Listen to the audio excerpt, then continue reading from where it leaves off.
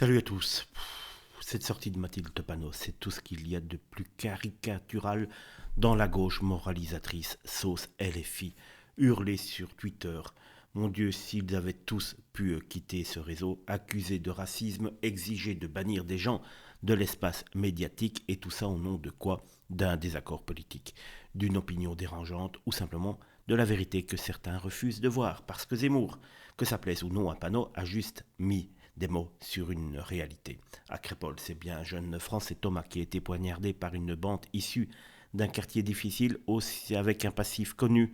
Et c'est un fait, pas un fantasme, pas une injure raciale et encore moins un délit d'opinion. Ils sont venus très clairement pour se faire du blanc ce soir-là.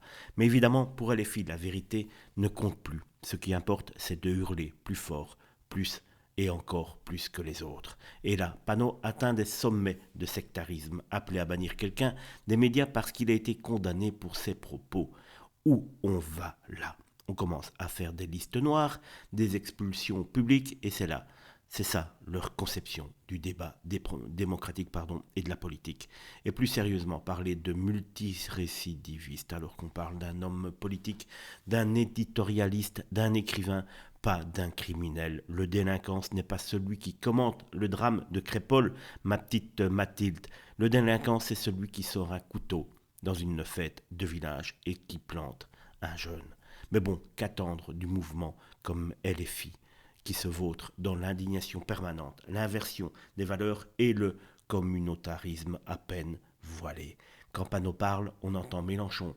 Et quand Mélenchon parle, c'est la rue qu'il veut, pas la République. Alors, non, Zemmour ne va pas être banni. Il a à être écouté parce qu'il dit ce que beaucoup pensent tout bas et que les cris de Panot n'empêcheront jamais la réalité de se rappeler à tous.